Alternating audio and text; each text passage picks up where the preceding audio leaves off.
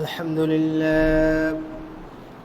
لله نحمده ونستعينه ونستغفره ونؤمن به ونتوكل عليه ونعوذ بالله من شرور أنفسنا ومن سيئات أعمالنا من يهده الله فلا مضل له ومن يضلله فلا هادي له وأشهد أن لا إله إلا الله وحده لا شريك له وأشهد أن محمدا عبده ورسوله أما بعد فإن خير الحديث كتاب الله وخير الهدي هدي محمد صلى الله عليه وسلم وشر الأمور محدثاتها وكل محدثة بدعة وكل بدعة ضلالة وكل ضلالة في النار فقد قال الله تعالى وتبارك في القرآن المجيد أعوذ بالله من الشيطان الرجيم يا أيها الذين آمنوا اتقوا الله حق تقاته ولا تموتن إلا وأنتم مسلمون أو كما قال الله تعالى في كلام المجيد شهر رمضان الذي أنزل فيه القرآن هدى للناس وبينات من الهدى والفرقان عن أبي هريرة رضي الله عنه قال قال رسول الله صلى الله عليه وسلم من صام رمضان إيمانا واحتسابا غفر له ما تقدم من ذنبه ومن قام رمضان إيمانا واحتسابا غفر له ما تقدم من ذنبه ومن قام ليلة القدر إيمانا واحتسابا غفر له ما تقدم من ذنبه متفق عليه الحمد لله যাবতীয় প্রশংসা শুকরিয়া আল্লাহ সুবহানাহু ওয়া তাআলার জন্য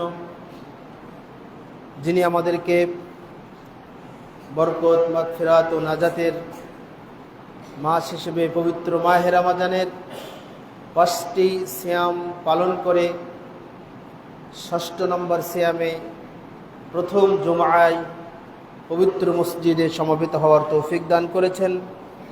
এজন্য হৃদয়ের গভীরতম প্রদেশ থেকে অন্তরের অন্তঃস্থল থেকে শুকরিয়া জ্ঞাপন করি আলহামদুলিল্লাহ। অতঃপর লক্ষ্য করি দরুদ সালাম বর্ষিত হোক আখিরি জামানার নবীকুল শিরোমণি আহমদ মুস্তফা মুহাম্মদ মুস্তফা বিশ্বনবী মুহাম্মদ রাসূলুল্লাহ সাল্লাল্লাহু আলাইহি ওয়াসাল্লামের প্রতি।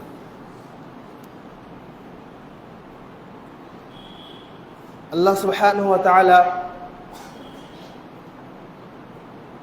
পৃথিবীতে মানুষ সৃষ্টি করার একটা মহান লক্ষ্য এবং উদ্দেশ্য রয়েছে, আর সেটা আমাদের সকলেরই জানা।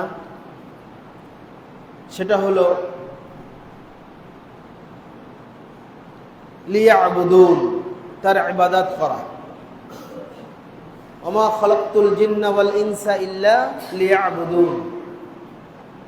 আল্লাহ সুবহানাহু ওয়া তাআলা বলছেন, আমি মানুষ ও জিন জাতিকে সৃষ্টি করেছি শুধু আমার ইবাদত করবে এই জন্য। মানুষের কর্মসূচির বর্ণনায় আরো একটি আয়াত উপস্থাপন করা যায়। আল্লাহ সুবহানাহু ওয়া তাআলা বলেন, হুয়াল্লাযী খালাকাল মাউতা ওয়াল হায়াতা লিয়াবলুয়াকুম আইয়ুকুম আহসানু আমালা। সূরা জারিয়াতের 56 নম্বর আয়াতে মূল লক্ষ্য উদ্দেশ্য আলোচনা করা হয়েছে আল্লাহ সুবহানাহু ওয়া তাআলার ইবাদত করা। সূরা মুলকের 2 নম্বর আয়াতে আল্লাহ তাআলা বলছেন, তিনি সেই সত্তা যিনি মানব জাতির যিনি জন্ম এবং মৃত্যুকে সৃষ্টি করেছেন, হায়াত ও মউতকে সৃষ্টি করেছেন, লিয়াবলুয়াকুম, তোমাদেরকে পরীক্ষা করবেন। মূল উদ্দেশ্য ইবাদত করা, আরেকটি রহস্য পরীক্ষা করা। পরীক্ষাটা কি? আইয়ুকুম আহসানু আমালা, কে সর্বোত্তম ইবাদত করতে পারবে, কোন ব্যক্তি সবচেয়ে উত্তম ইবাদত করে। এই আয়াতের ব্যাখ্যায় ইমাম ইবনে কাসির রাহিমাহুল্লাহ বলছেন, এখানে বলা হয়নি লিয়াবলুয়াকুম আইয়ুকুম আহসানু আমালা বলা হয়েছে, বাল লা ইউকালু আকসারু আমালা। এখানে বলা হয়েছে সবচেয়ে উত্তম আমল কি করে, এটা বলা হয়নি যে সবচেয়ে বেশি কে আমল করে, তাই না? সবচেয়ে উত্তম আমল করার কথা এখানে আল্লাহ তাআলা বললেন। সর্বোত্তম আমল করার পরীক্ষা করার জন্য আল্লাহ তাআলা আমাদেরকে দুনিয়ায় জীবন দিয়েছেন, আবার মৃত্যু দিয়েছেন। তাহলে এই দুটো আয়াত থেকে বোঝা যায় মানুষের সকল চিন্তা চেতনা, কর্মকাণ্ড এবং জীবন পরিচালনা সব কিছুই আল্লাহকে কেন্দ্র করেই সংগঠিত হবে। আল্লাহর পথে যাত্রা করতে হবে, আল্লাহকে খুঁজে পেতে হবে, আল্লাহর অন্বেষায় জীবন পরিচালনা করতে হবে। এই রমজান মাস প্রত্যেক বছর আমাদের মাঝে আসে আল্লাহ সুবহানাহু ওয়া তাআলার সাথে একটা বান্দার সম্পর্ক স্থাপন করার ক্ষেত্রে। রাসূলুল্লাহ সাল্লাল্লাহু আলাইহি ওয়াসাল্লাম বলছেন, কুল্লু আমাল ইবনে আদম, আদমের প্রত্যেক আদম সন্তানের আমল তার নিজের জন্য, ইল্লা সাওম, সিয়াম ব্যতীত। ফাইন্নাহু লি ওয়া আনা আজজি বিহি, কেননা রমাদানের এই সিয়াম কেবল আমার জন্য রাখা হয় আর আমি তার পুরস্কার দিব। সুবহানাল্লাহ ওয়া বিহামদিহি। স্নেহের ছাত্ররা, উপস্থিত সুধী মণ্ডলী, এই হাদিসটার তাৎপর্য অনেক গভীরে প্রথিত। কারণ পৃথিবীতে এমন কোন আমল নেই, সালাত পৃথিবীর সবচেয়ে শ্রেষ্ঠ আমল, ইবাদত তাওহীদের পরে, যাকাত, হজ, কোরআন তেলাওয়াত সহ যত ইবাদত আছে, কোন ইবাদতের ক্ষেত্রে আল্লাহ তাআলা বলেননি এই ইবাদতটা কেবল আমার জন্য। শুধুমাত্র সিয়ামের ক্ষেত্রে বলেছেন, আস-সাওমু লি ওয়া আনা আজজি বিহি, সিয়াম কেবল আমার জন্যই রাখা হয় আর আমি তার পুরস্কার নিজে দেব। সুবহানাল্লাহ। এই জন্য আল্লাহ সুবহানাহু ওয়া তাআলার সাথে এই রমাদানের একটা সুন্দর সম্পর্ক আছে। যিনি সিয়াম রাখেন, এই সিয়াম পালনকারীর সাথে আল্লাহর একটা সুন্দর কানেকশন আছে। এই আস-সাওমু লি ওয়া আনা আজজি বিহি, সিয়াম আমার জন্য, আমি তার পুরস্কার দেব, এটার রহস্য আলোচনা করতে গিয়ে আহমদ ইবনে সুলাইমান রাহিমাহুল্লাহ তার একটি কিতাব আছে হাজাইরুল কুদস, এখানে 50টি রহস্য আলোচনা করেছেন। ইবনে হাজার আসকালানী রাহিমাহুল্লাহ, যাকে বলা হয় সহিহ বুখারীর ভাষ্যকার, ফাতহুল বারীর লেখক, তিনি 10টি রহস্য আলোচনা করেছেন।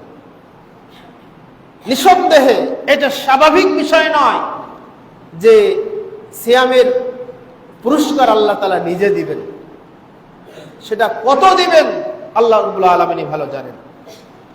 আমি আপনাদের সম্মুখে যে বিষয়টি দৃষ্টি আকর্ষণ করে বলতে চাই সেটা হলো, রমাদানের এই দীর্ঘ একটি মাস আল্লাহর পথে যাত্রা করতে হবে, আমাদেরকে জার্নি করতে হবে আল্লাহরকে পাওয়ার জন্য, আল্লাহর কাছে ক্ষমা নেওয়ার জন্য, আল্লাহ সুবহানাহু ওয়া তাআলার সাথে একটা সম্পর্ক সুন্দর করার জন্য।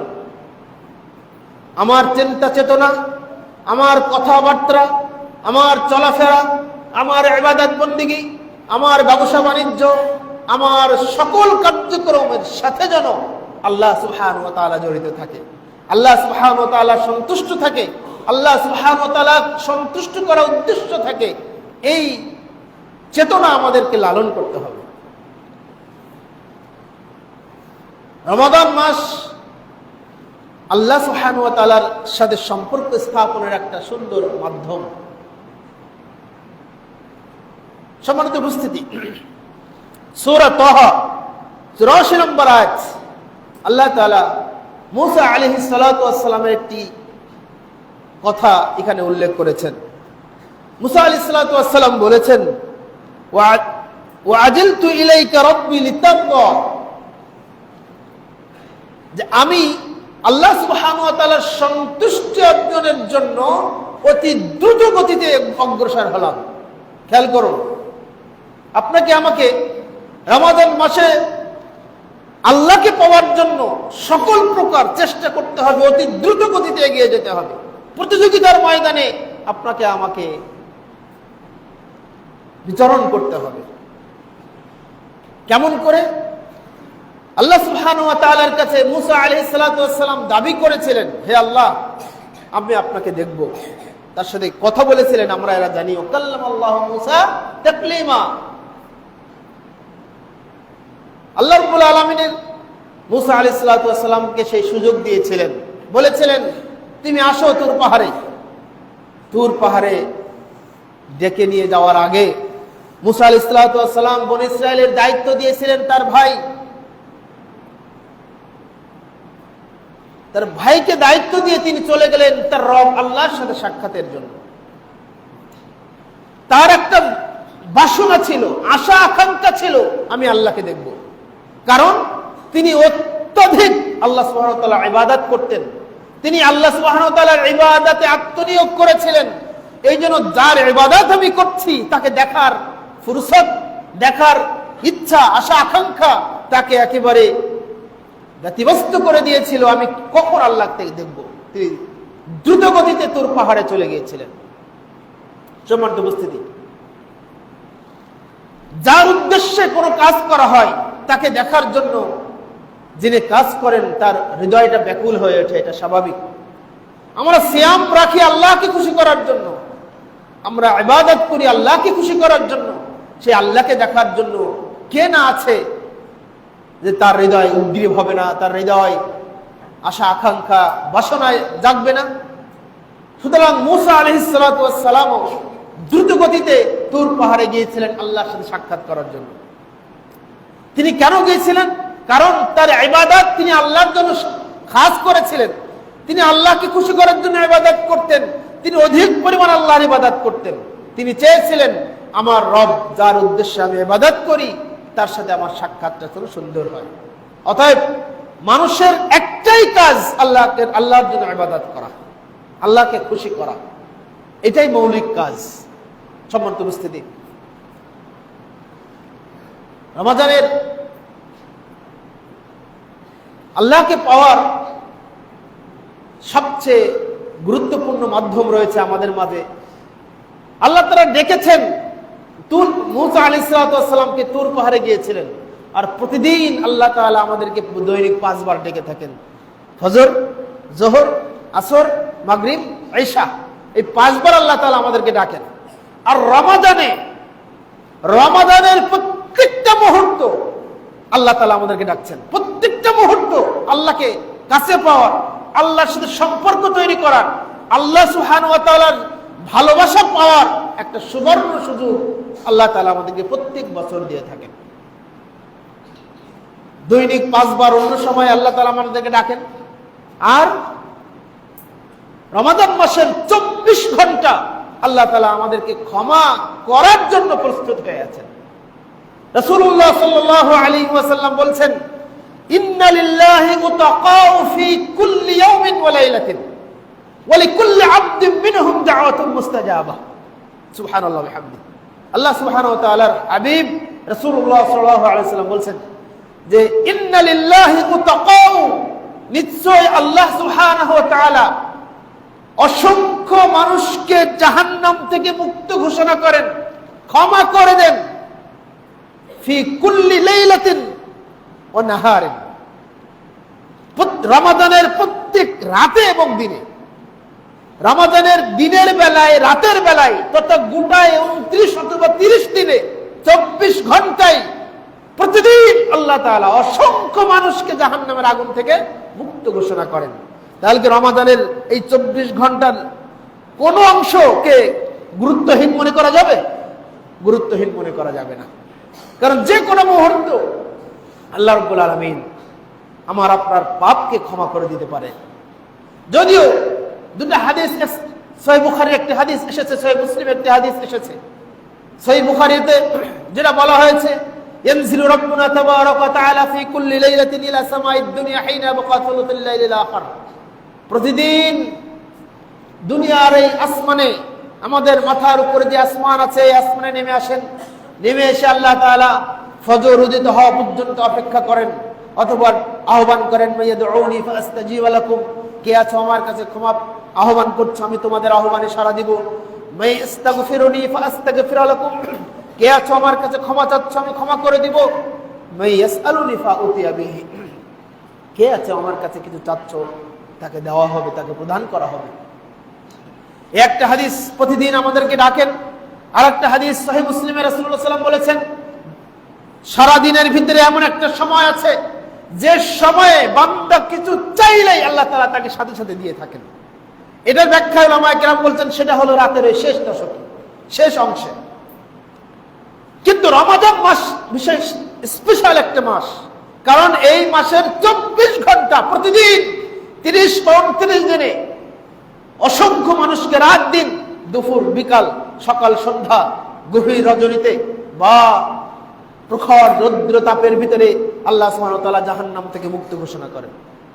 এটা রমাদানের একটি বিশেষত্ব, রমাদানের একটি বিশেষত্ব।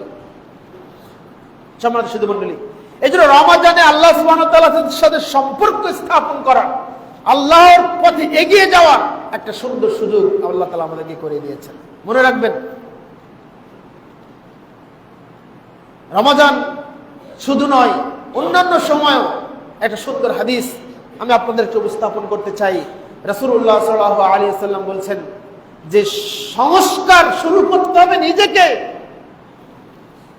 আল্লাহর দিকে নিজেকেই এগিয়ে আসতে হবে। ফেরেশতা জিবরিলকে দিয়ে আপনাকে আমাকে বলবে না যাও এগিয়ে যাও, কোন মানুষ বলবে না যাও এগিয়ে যাও, আপনাকে নসিহত প্রদান করবে, কিন্তু আপনাকে কাজ শুরু করতে হবে প্রথম।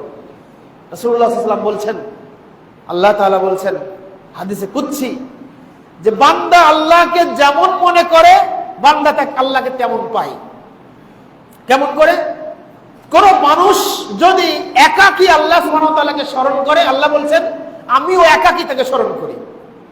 আর কোন মানুষ যদি মজলিসে একত্রিতভাবে সবাই মিলে আল্লাহকে স্মরণ করে, তাহলে আমি আল্লাহ সুবহানাহু ওয়া তাআলা তাদের চেয়ে উত্তম মজলিসে তাকে স্মরণ করি। আমরা সবাই মিলে একজন আল্লাহকে স্মরণ করছি না? আমরা যে বড় মজলিসে স্মরণ করছি, আল্লাহ সুবহানাহু ওয়া তাআলা তার ফেরেশতাদের কাছে আমাদেরকে নিয়ে স্মরণ করছে, আমাদেরকে নিয়ে গর্ব করে বলছে সুবহানাল্লাহ। আল্লাহ রাব্বুল আলামিন বলছেন, কোন বান্দা যদি আমার দিকে 1 বিঘত এগিয়ে আসে, আমি তার দিকে 1 হাত এগিয়ে যাই। কোন বান্দা যদি আমার দিকে 1 হাত এগিয়ে আসে, আমি তার দিকে 2 হাত এগিয়ে যাই। কোন বান্দা যদি আমার দিকে হেঁটে হেঁটে হেঁটে আসে, আমি তার দিকে দৌড়িয়ে যাই। সুবহানাল্লাহ। তো পরিবর্তনের সুযোগ, পরিবর্তনটা নিজেকে করতে হবে, নিজেকে দিয়েই শুরু করতে হবে। তারপরে পরিবার পরিজন, স্ত্রী পুত্র কন্যা, তারপরে বাবা মা, নিজেকেই আগে পরিবর্তন করতে হবে। রমাদানের এই সুবর্ণ সুযোগে আপনাকে আমাকে সেই কাজটা করতে হবে। এক্ষেত্রে 4টি কাজকে প্রাধান্য দিতে হবে। 4টি কাজের প্রথম নাম্বার যে কাজটি আমাকে আপনাকে করতে হবে, সেটা হলো রমাদান মাসে বেশি বেশি কোরআন অধ্যয়ন করতে হবে। কোরআন আল্লাহ সুবহানাহু ওয়া তাআলার পবিত্র কালাম, এটা তার একটি সিফাত, জাতি সিফাত। কোরআনের সাথে যত সম্পর্ক স্থাপন করা যাবে, আল্লাহ সুবহানাহু ওয়া তাআলার সাথে সম্পর্কটা তত দ্রুত তৈরি হবে। যত বেশি কোরআন তেলাওয়াত করা যাবে, আল্লাহ সুবহানাহু ওয়া তাআলার ভালোবাসা তত দ্রুত লাভ করা যাবে। কোরআন শুধু পড়লে হবে না, শুধু তেলাওয়াত করে গেলাম, তেলাওয়াত করার অনেক নেকি রয়েছে, অনেক ফজিলত আছে, কিন্তু মুসলমানদের কাছে, দুনিয়াবাসীর কাছে, পৃথিবীবাসীর কাছে কোরআন শুধু তিলাওয়াতের জন্য আসে নাই, কোরআন শুধু তাবিজ ঝুলিয়ে বুকের রাখে রাখে দেওয়ার জন্য আসে নাই, কোরআন শুধু ঘরের উপরে, আলমারির উপরে লাল কাপড় বা সাদা কাপড় মুড়িয়ে রাখার জন্য আসে নাই। কোরআন একটা সমাজ বিপ্লব, একটা রাষ্ট্র বিপ্লব, গোটা পৃথিবীকে বিপ্লব ঘটিয়েছে কোরআন। কোরআন বুঝতে হবে, বুঝে বুঝে পড়তে হবে, কোরআনের অর্থ জানতে হবে, ব্যাখ্যা জানতে হবে। আরবি না জানলে কোরআনের অনুবাদ বের হয়েছে, তাফসীর ইবনে কাসিরের অনুবাদ হয়েছে, তাফসীরে সাদির অনুবাদ হয়েছে, তাফসীরে তাবারির অনুবাদ হয়েছে। এই অনুবাদ দেখে দেখে কোরআন বুঝার চেষ্টা করতে হবে। আল্লাহ সুবহানাহু ওয়া তাআলা বলেন, আফালা ইয়াতাদাব্বারুনাল কোরআন আম আলা কুলুবিন আকফালুহা। তারা কি কোরআন তেলাওয়াত, কোরআন অনুধাবন করে না, কোরআন বোঝে না, কোরআন বোঝার চেষ্টা করে না, নাকি তারা তাদের হৃদয় তালাবদ্ধ হয়ে গেছে, নাকি তাদের অন্তর তালা মেরে দেওয়া হয়েছে?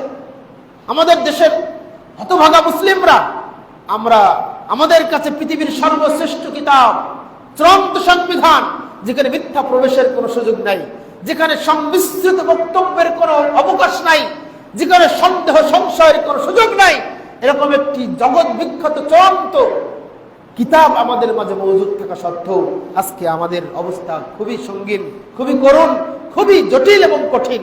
আমরা মার খাচ্ছি ইহুদিদের কাছে, মার খাচ্ছি খ্রিস্টানদের কাছে, মার খাচ্ছি বস্তুবাদীদের কাছে, মার খাচ্ছি গণতন্ত্রের কাছে, মার খাচ্ছি গণধর্মনিরপেক্ষতাবাদের কাছে, কারণ আমরা এই কোরআন থেকে পিছিয়ে গেছি। কোরআন পড়ি কিন্তু কোরআনের নির্যাস আমাদের না জানার কারণে, কোরআনের বিষয়বস্তু, কোরআনের আহ্বান আমাদের উপলব্ধি না করার কারণে আমরা কোরআন আমাদের উপরে প্রভাবিত করে না, কোরআন আমাদের জীবনকে আলোকিত করে না, কোরআন আমাদের জীবনকে আলোকিত করে না, কোরআন আমাদের সমাজকে আলোকিত করে না। দেখেন সাহাবায়ে কেরাম কোরআনকে কিভাবে বুঝতেন, কোরআনকে কিভাবে মূল্যায়ন করতেন, যে কোরআন আল্লাহ তাআলা রমাদান মাসে নাযিল করেছেন। কোরআনের সাথে সম্পর্ক স্থাপন করলে, বেশি বেশি কোরআন তেলাওয়াত করলে আল্লাহ সুবহানাহু ওয়া তাআলার সাথে সম্পর্ক হয়। কেন? কারণ এই মাসে আল্লাহ তাআলা কোরআন নাযিল করেছেন। আল্লাহ তাআলা বলছেন, শাহরু রমাদান আল্লাযী উনজিলা ফীহিল কোরআন, শাহরু রমাদান, রমাদান মাস, যে মাসে আল্লাহ তাআলা কোরআনকে নাযিল করেছেন, হুদাল লিন-নাস ওয়া বাইয়িনাতিন মিনাল হুদা ওয়াল ফুরকান, এটা মানুষ জাতির জন্য হিদায়াত, সুপথ এবং এই সুপথের ব্যাখ্যা আর সত্য মিথ্যার মানদণ্ড হলো এই কোরআন। আল্লাহ তাআলা বলেন, লা ইয়াতিহিল বাতিলু মিন বাইনি ইয়াদাইহি মিন খালফিহি তানজিলুম মিন হাকীমিন হামিদ। এই কিতাবের ডান দিক থেকে, বাম দিক থেকে, সম্মুখ থেকে, পিছন থেকে মিথ্যা প্রবেশের কোনো সুযোগ নাই, কারণ এই কিতাব নাজিল হয়েছে প্রশংসিত বিজ্ঞানময় আল্লাহ সুবহানাহু ওয়া তাআলার পক্ষ থেকে। সুতরাং কোরআনের সাথে আমাকে সম্পর্ক স্থাপন করতে হবে। আমরাও কোরআন পড়ি, আর সাহাবীরাও কোরআন পড়তেন, আমরাও কোরআন মানি, সাহাবীরাও কোরআন মানতেন। সাহাবীদের কোরআন মানার কিছু নিদর্শন আপনাদেরকে বলতে চাই। সূরা হুজুরাত 2 নম্বর আয়াত আল্লাহ তাআলা বলছেন, ইয়া আইয়ুহাল্লাযীনা আমানু লা তারফাউ আসওয়াতাকুম ফাওকা সাওতিন নবী। হে বান্দারগণ, তোমরা তোমাদের নবীর উপরে, নবীর কথার উপরে তোমাদের আওয়াজকে, নবীর আওয়াজের উপরে তোমাদের আওয়াজকে উঁচু করো না। রমাদানে আল্লাহর সাথে সম্পর্ক স্থাপন করতে হলে আমাদের কোরআনের সাথে সম্পর্ক স্থাপন করতে হবে, কোরআনের সাথে সংযোগ স্থাপন করতে হবে। আর কোরআন ওইরূপ ভাবে আমাদেরকে মেনে চলতে হবে যেরূপ সাহাবায়ে কেরাম কোরআনকে মূল্যায়ন করতেন। সাহাবীরা কেমন মূল্যায়ন করতেন?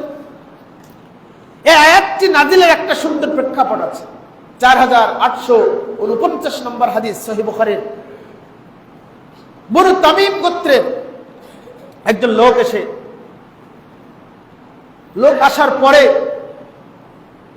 আবু বকর রাদিয়াল্লাহু আনহু পরামর্শ দিচ্ছেন, অমুককে বনু তামিমের নেতা করা হোক। পরক্ষণে ওমর ইবনে খাত্তাব রাদিয়াল্লাহু আনহু আরেকজন ব্যক্তির নাম প্রস্তাব করলেন যে না, ওনাকে নাই, ইনাকে করা হোক। এই কথা আবু বকরের বলার পরপরই ওমর রাদিয়াল্লাহু আনহু এই পরামর্শ দেওয়ার পরে আবু বকর রাদিয়াল্লাহু আনহু রেগে গেলেন। খেয়াল করুন, দুইজনই জান্নাতের সার্টিফিকেটধারী সাহাবী, দুইজনই রাসূলুল্লাহ সাল্লাল্লাহু আলাইহি ওয়াসাল্লামের পরে উম্মতের শ্রেষ্ঠ মানব, মানুষ যারা খলিফাতুল মুসলিমিন, ইসলামিক খলিফাতের প্রথম খলিফা আবু বকর, দ্বিতীয় খলিফা ওমর, তাদের দুজনের ভিতরে দ্বন্দ্ব লেগে গেল। আবু বকর রাদিয়াল্লাহু আনহু বলছেন, আপনি শুধু আমার বিরোধিতা করেন। খেয়াল করেন, মানুষ তো তারাও, আপনি শুধু আমার বিরোধিতা করেন, আমি একটা পরামর্শ দিলাম, সাথে সাথে আপনি আর একটা পরামর্শ দিলেন। উমর রাদিয়াল্লাহু আনহু বলছেন, সমস্যা কি? আমি তো এমনি বলিনি। এই যে দুজনের ভিতরে কথা কাটাকাটি হচ্ছে, পাশে কিন্তু রাসূল সাল্লাল্লাহু আলাইহি ওয়াসাল্লাম বসে আছেন, মুহাম্মদ সাল্লাল্লাহু আলাইহি ওয়াসাল্লাম পাশে বসে আছেন।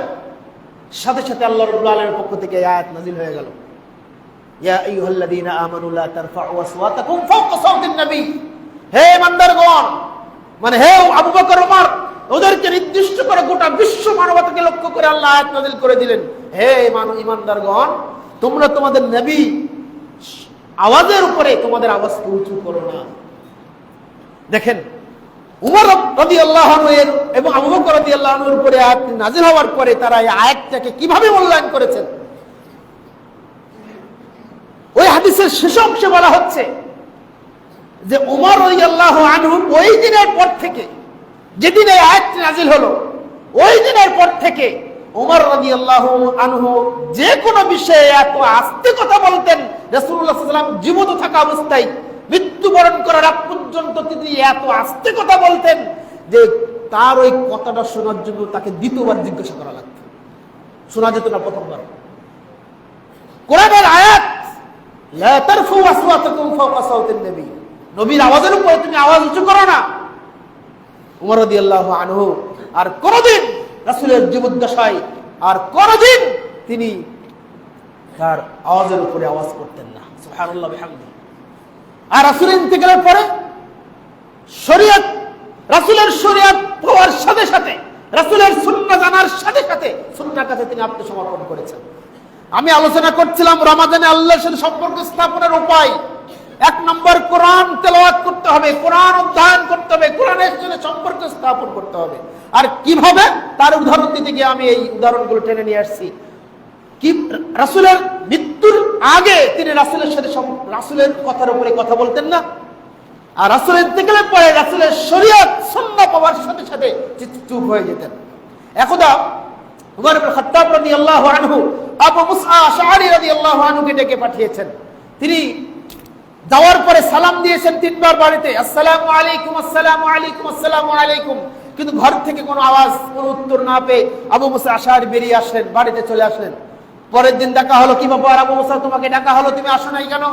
তখন আবু মুসা বলছেন, আমি গিয়েছিলাম, কিন্তু আপনি উত্তর, আমি সালাম দিয়েছিলাম 3 বার, আপনি আমাকে অনুমতি দেন না, আপনি ফিরে এসেছিলাম। তখন উমর ইবনে খাত্তাব রাদিয়াল্লাহু আনহু বলছেন, 3 বার সালাম দিয়ে দিতে হবে, উত্তর না দিলে ফিরে আসতে হবে, এটা কোথায় পেয়েছো তুমি? বলতে আল্লাহ রাসূল সাল্লাল্লাহু আলাইহি ওয়াসাল্লাম বলেছেন। এই হাদিসটা উমর ইবনে খাত্তাবের জানা ছিল না। তখন উনি বলছেন, আল্লাহর কসম, তুমি যদি তোমার পক্ষে সাক্ষী সংগ্রহ করতে না পারো, সাক্ষী উপস্থাপন করতে না পারো রাসূলের হাদিস, তাহলে আমি তোমার মাথা দ্বিখণ্ডিত করে দেব। তখন ভয় পেয়ে আবু মুসা আশআরী তার কওমের নিকটে চলে গেল, সমাজে চলে গেল, গোত্রে এই ঘটনা। তখন উমর রাদিয়াল্লাহু আনহুর কাছে এই হাদিসটা বলা হলো। উমর রাদিয়াল্লাহু আনহু আর কোনো বাক্য ব্যয় না করে তিনি হাদিসটি মেনে নিলেন। এটা হলো কোরআন এবং হাদিস শোনার পরে মানার যে একটা চেতনা সাহাবীদের নিকট থেকে আমরা পাই, এগুলো শিক্ষা দেয়। আরেকটা হাদিস আমি আপনাদেরকে বলতে চাই। রাসূলুল্লাহ সাল্লাল্লাহু আলাইহি ওয়াসাল্লাম একদিন একটি মজলিসে বললেন, মান দাল্লাযী ইয়াকরিদুল্লাহু কারদান হাসানা, তোমাদের মধ্যে কে আছে যে আল্লাহকে উত্তম ঋণ দিবে, আল্লাহকে উত্তম কর্জ দিবে? খেয়াল করুন, ওলামা যারা সম্মানিত সুধীমণ্ডলী রয়েছেন, কোরআনটাকে আমাকে কিভাবে মেনে নিতে হবে, কোরআনের সাথে সম্পর্ক কিভাবে আমাকে গড়ে তুলতে হবে। যখন আল্লাহ রাব্বুল আলামিনের আয়াত রাসূলুল্লাহ সাল্লাল্লাহু আলাইহি ওয়াসাল্লাম উল্লেখ করলেন যে মান দাল্লাযী ইউকরিদুল্লাহু কারদান হাসানা, তোমাদের মধ্যে কে আছে যে আল্লাহর সাথে আল্লাহকে উত্তম ঋণ দিবে, উত্তম ঋণ দিবে? আচ্ছা, আল্লাহর কি কোনো ঋণের প্রয়োজন আছে? আল্লাহ তো মহা ধনী, পৃথিবীর সবচেয়ে ধনী তিনি। কোরআনে এসেছে সব সম্পদের মালিকানা তার, আসমান এবং জমিনে যা কিছু আছে সবার মালিক আল্লাহ, তিনিই বড় ধনী। তারপরেও তিনি বলছেন, আল্লাহকে কে আছে তোমাদের মধ্যে যে আল্লাহকে উত্তম কর্জ দিবে? তখন আবু দাহদা দাহদা রাদিয়াল্লাহু আনহু সেখানে বসেছিলেন। আবু দাহদা রাদিয়াল্লাহু আনহু বলছেন, আল্লাহর রাসূল, আমি আমার সবচেয়ে যে বড় খেজুর বাগান, 600 খেজুর গাছ আছে, সেখানে খেজুর গাছটা আমি আল্লাহ চাই, আল্লাহকে কর্জ দেই, ঋণ, উত্তম ঋণ দেই। হ্যাঁ দাও। দেখেন আয়াত নাজিল হয়েছে, আয়াত বর্ণনা করছে না, সাথে সাথে আবু দাহদা রাদিয়াল্লাহু আনহু মানে কোন পরামর্শ ছাড়াই, চিন্তা ছাড়াই বলে দিলেন, আল্লাহ রাসূল, আমি 600 খেজুর গাছ যেটা আছে আমার বড় বাগান, এই বাগানটা আমি আল্লাহকে কর্জ দেই। হ্যাঁ দিয়ে দাও। ওই বাগানে, ওই খেজুর বাগানে তার 2 তলা বাড়ি ছিল, সেখানে একটা পুকুর ছিল, চৌবাচ্চা ছিল, সেখানে তার স্ত্রী পুত্র ছেলে মেয়েদেরকে নিয়ে তিনি থাকতেন, অনেক ধনী মানুষ। তিনি এই কথা বলে বাড়িতে চলে গেলেন, দ্বিধা করলেন না। কোরআনে আয়াত এসেছে, মানতে হবে। কোরআন এসেছে এই জন্যই, শুধু তেলাওয়াতের জন্য নয়, কোরআন অনুযায়ী জীবন করতে হবে। আবু দাহদা রাদিয়াল্লাহু আনহু বাড়িতে চলে গেলেন। বাড়িতে যাওয়ার পরে স্ত্রীকে বলছে, এই শোনো, বাড়ি থেকে বেরিয়ে আসো, এই বাগান সহ বাড়ি আমি আল্লাহকে কর্জ দিয়েছি। স্ত্রীও তেমন, স্ত্রী কিন্তু বলেননি কেন কর্জ দিলে, আমাদের উপায় হবে কি, কোথায় যাব। যেমন স্বামী তেমন স্ত্রী। কোরআন কিভাবে একটা মূর্খ জাতিকে একেবারে সোনার মানুষে পরিণত করেছিল, এই হাদিস তার বাস্তব প্রমাণ। স্বামী 600 খেজুর বাগান আল্লাহকে কর্জ দিয়ে এসেছে, এসে স্ত্রীকে বলছে তুমি বাড়ি থেকে বেরিয়ে আসো। স্ত্রী একটা জিজ্ঞাসা করলেন না, কেন করেছো, আমরা থাকবো কোথায়, আমরা যাবো কোথায়, ছেলে মেয়ে নিয়ে কি করবো, কি খাবো। শুধু স্ত্রী বলল, আল্লাহকে কর্জ দিয়েছেন। হ্যাঁ, তিনি এটা ভাবলেন যে যখন এই বাগান এবং বাড়ি সহ আল্লাহকে কর্জ দেওয়া হয়েছে, সুতরাং এই বাড়িতে যা কিছু আছে সবই আল্লাহকে দেওয়া হয়েছে। সুতরাং তিনি এক কাপড়ে কোনো জিনিসপত্র না নিয়ে বেরিয়ে আসলেন। এমনকি সন্তানদের হাতে কিছু খেজুর ছিল, কিছু খেজুর খাচ্ছিল, হাত থেকে খেজুরগুলো নিয়ে নিল, মুখের ভিতর থেকে খেজুরগুলো বের করে দিল, কারণ এটা আল্লাহকে কর্জ দেওয়া হয়েছে। যেমন মা, যেমন বাবা তেমন মা, যেমন স্বামী তেমন স্ত্রী। অতঃপর আল্লাহ রাসূল সাল্লাল্লাহু আলাইহি ওয়াসাল্লাম বললেন যে আবু দাহদা রাদিয়াল্লাহু আনহু যে কর্জ দিয়েছে, তার এই 600 বাগানের চেয়ে আল্লাহ রাব্বুল আলামিন জান্নাতে তার জন্য খেজুর বাগান তৈরি করে রেখেছে। সুবহানাল্লাহ। দেখছেন কোরআনের সাথে আয়াতের কি বাস্তবতার মিল রয়েছে তাদের ভিতরে। সহিহ বুখারীর 1461, 1415 এবং 16 নম্বর হাদিস, আবু মাসউদ রাদিয়াল্লাহু আনহু বলছেন, লাম্মা নাযালাত আয়াতু সাদাকা, যখন সাদাকা করার আয়াত নাযিল হলো, তোমরা সাদাকা করো, ইন্নামাস সাদাকাতু লিল ফুকারাই ওয়াল মাসাকিন, যখন সাদাকা করার আয়াত নাযিল হয়ে গেল, তখন আমরা তো কেবল মক্কা থেকে মদিনায় এক কাপড় হিজরত করেছি, আমাদের কাছে কোনো কাপড়, টাকা নেই, পয়সা নেই। আয়াত তো নাযিল হয়েছে, আয়াত তো মানতে হবে। অতঃপর সাহাবী বলছেন, আমরা রাতের অন্ধকারে মানুষের বাড়িতে কামলা দিতাম, মানুষের বাড়িতে কাজ করতাম, মানুষের ক্ষেত খামারে কাজ করতাম, সেই কাজ করার পরে যে টাকা আমাদেরকে দিত, সেই টাকার কিছু অংশ নিজের কাছে রেখে দিতাম, আর কিছু অংশ আল্লাহর কাছে সাদাকা করে দিতাম। সুবহানাল্লাহ বিহামদি। দেখছেন কোরআন কিভাবে তারা মূল্যায়ন করলো। আর আমরা কোরআন কি করি, ওই বাড়িতে ঘরের ভিতরে সুন্দর করে তাকে বসিয়ে রাখি। জি না, এটার জন্য কোরআন আসে নাই। রমাদান মাসে কোরআন আপনাকে বুঝে পড়তে হবে, অনুধাবন করতে হবে, জানতে হবে আয়াত আল্লাহ কি বুঝিয়েছেন। তাফসীর পড়ুন, অনুবাদ পড়ুন, না বুঝলে আলেমদের কাছ থেকে বুঝে নিন, কিন্তু কোরআনের সাথে সম্পর্ক তৈরি করেন, তাহলে আল্লাহর সাথে সুন্দর একটা সম্পর্ক তৈরি হবে। সম্মানিত শুধু মণ্ডলী, সময় শেষ। 2 নম্বর পয়েন্ট, আল্লাহর সাথে সম্পর্ক তৈরির 2 নম্বর পয়েন্ট, আল্লাহ সুবহানাহু ওয়া তাআলা যে নিয়ামত আমাকে আপনাকে দিয়েছেন, যে অনুগ্রহ আপনাকে আমাকে দিয়েছেন, যে দয়া আপনার আমার উপরে করেছেন, তার জন্য আল্লাহর শুকরিয়া আদায় করতে হবে। আমার সুন্দর চোখ দিয়েছেন, এর চেয়ে বড় নিয়ামত হতে পারে? কে দিয়েছেন? মানুষ যদি আপনাকে একটা চাকুরির ব্যবস্থা করে দেয়, সারা জীবন আপনি তার কাছে কৃতজ্ঞ থাকেন, তাই না? একটা মানুষ যদি একটা পাঞ্জাবি কিনে দেয়, আপনি তার জন্য দোয়া করেন, তার জন্য আপনি বড় বড় কাজ করে দেন। মানুষ মানুষের কৃতজ্ঞতা স্বীকার করে, কিন্তু আল্লাহ রাব্বুল আলামিন আমাকে আপনাকে এত কিছু দিয়েছেন যা মানুষ দিতে পারে না। এই 2 চোখ কি মানুষ ছাড়া, আল্লাহ ছাড়া আর কেউ দিতে পারে? এই 2 হাত কি আল্লাহ ছাড়া কেউ দিতে পারে? যে চোখ, এই কান আল্লাহ ছাড়া কেউ দিতে পারে? যে নিয়ামত আল্লাহ তাআলা আমাকে দিয়েছেন, সেই নিয়ামত শুকরিয়া আদায় করতে হবে না? আমি প্রতিদিন সকালে ঘুম থেকে সুস্থ শরীরে ঘুম থেকে উঠছি, এটা কি কম বড় নিয়ামত? দেখেন আশেপাশে কত মেডিকেলে যান, তারা কত কষ্টে জীবনযাপন করছে। কই আমাদের উপরে তো বোমা পড়ে না? আমাদের ঘর বাড়িগুলোতে পারমাণবিক বোমা পড়ে ফিলিস্তিনের মতন আগুনে জ্বালিয়ে দেয় না? কত শান্তিতে আল্লাহ আমাদেরকে রেখেছেন, কত সুস্থভাবে আল্লাহ আমাদেরকে রেখেছেন। আপনি যখনই আল্লাহর সাথে সম্পর্কটা দূর হয়ে যাবে, দূরত্ব বেড়ে যাবে, কোরআনের সাথে সম্পর্ক দূরত্ব বেড়ে যাবে, আপনি আপনার পরিবারের দিকে গভীরভাবে খেয়াল করুন। কিভাবে আপনার ছেলেকে আল্লাহ সুস্থ রেখেছেন, কিভাবে আল্লাহ আপনার স্ত্রীকে সুস্থ রেখেছেন, কিভাবে আল্লাহ আমাকে সুস্থ রেখেছেন, কিভাবে আপনার বাবা মাকে সুস্থ রেখেছেন, 3 বেলা সুন্দর খেতে পারছেন, পোশাক পরিচ্ছদ করতে পারছেন। এগুলো কি আল্লাহর নিয়ামত নয়? আল্লাহর সাথে সম্পর্ক স্থাপনের সবচেয়ে অন্যতম একটি বড় মাধ্যম হলো আল্লাহ নিয়ামতের শুকরিয়া আদায় করা। এজন্য আল্লাহ তাআলা বলেছেন, লা ইন শাকারতুম লা আযীদান্নাকুম ওয়া লা ইন কাফারতুম ইন্না আযাবী লাশাদীদ। যদি তোমরা নিয়ামতের শুকরিয়া আদায় করো, বেড়ে যাবে, বাড়িয়ে দেওয়া হবে। যদি না করো, তোমাদের জন্য শাস্তি প্রস্তুত রয়েছে। এক্ষেত্রে দুটো জিনিস খেয়াল রাখতে হবে। নিয়ামতের শুকরিয়া আদায় করলে দুটো উপকার। এক, যা আমার তাকদীর বরাদ্দ আছে, যা আমার তাকদীরে নির্ধারণ করা আছে, সেটা কমবে না, বাড়তে থাকবে, সেটা বেড়ে যাবে। 1 নম্বর, সেটা বেড়ে যাবে, যা আছে যে সেটা বেড়ে যাবে, কমে যাবে না। যা আছে ওটা বৃদ্ধি পেতে থাকবে। আর 2 নম্বর, যদি শুকরিয়া আদায় না করি তাহলে শাস্তি রয়েছে।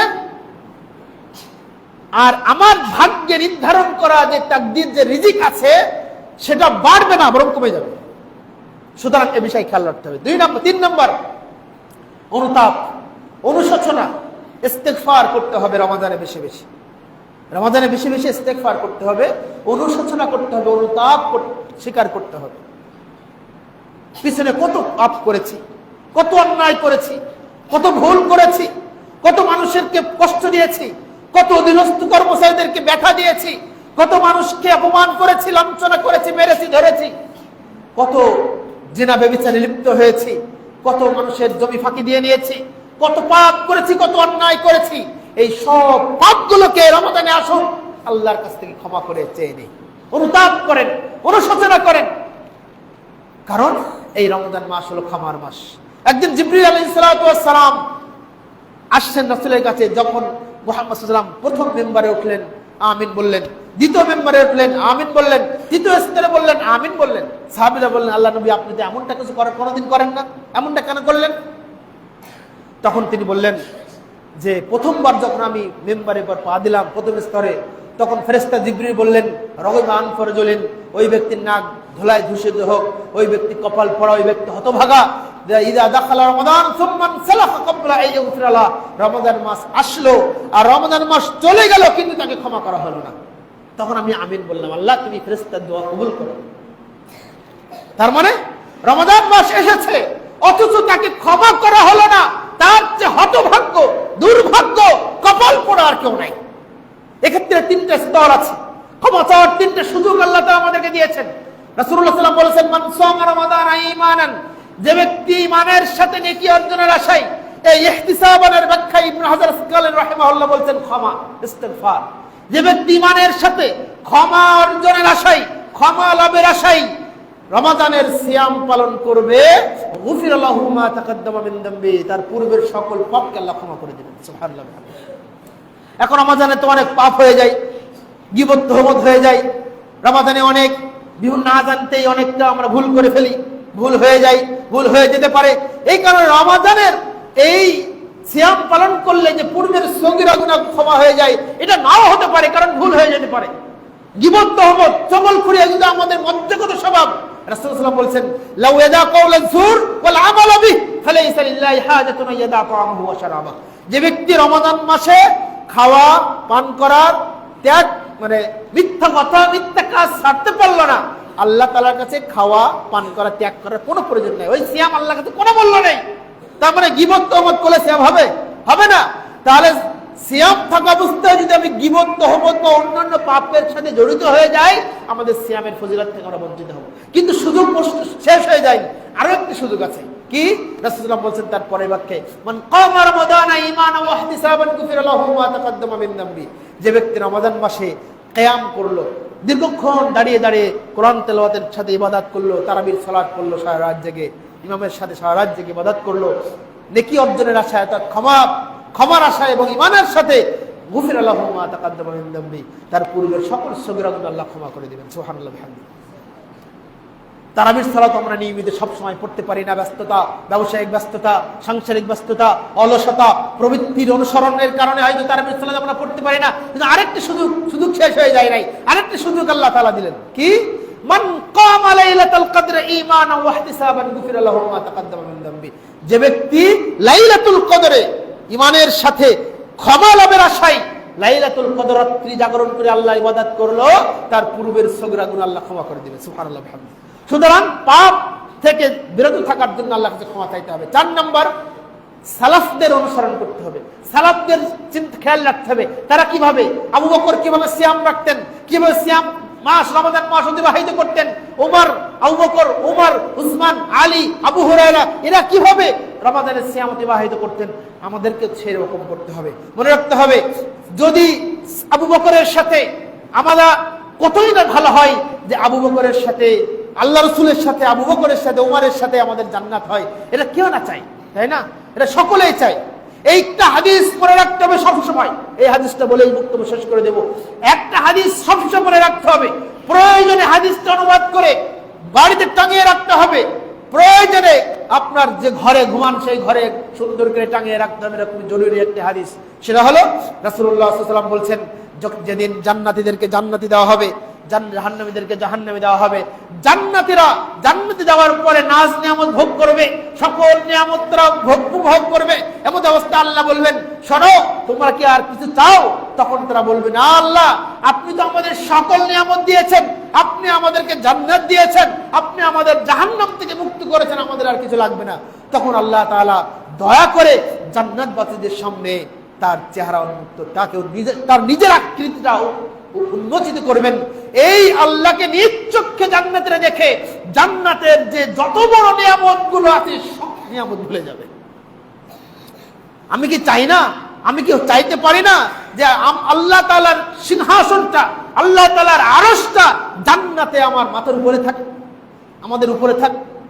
সুতরাং আবু বকর, উমর, উসমান, আলী, আয়েশা, খাদিজা, উম্মে কুলসুম, ফাতিমা এরা যেভাবে রমাদান সিয়াম পালন করেছে, রমাদানকে গুরুত্ব দিয়েছে, রমাদানে কোরআন তেলাওয়াত করেছে, ক্ষমা প্রার্থনা করেছে, আসুন আমরা আমাদের সমাধানকে সেইভাবে ঢেলে সাজাই, তাহলে তাদের সাথে জান্নাতে যাওয়ার তৌফিক লাভ করবে ইনশাআল্লাহ। আল্লাহ তাআলা আমাদের সকলকে আল্লাহর সাথে সম্পর্ক স্থাপনের যে 4টে পয়েন্ট আলোচনা করলাম, আমাকে এবং আমাদের সকলকে পরিপূর্ণভাবে মেনে চলার তৌফিক দান করুন, আল্লাহুম্মা আমিন।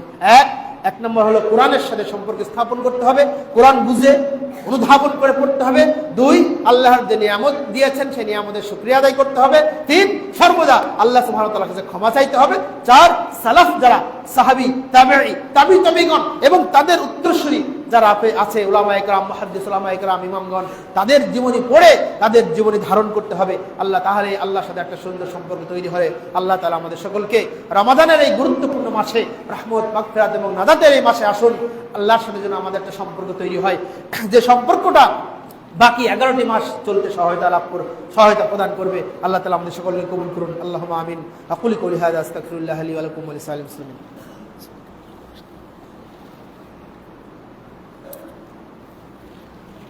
আলহামদুলিল্লাহ।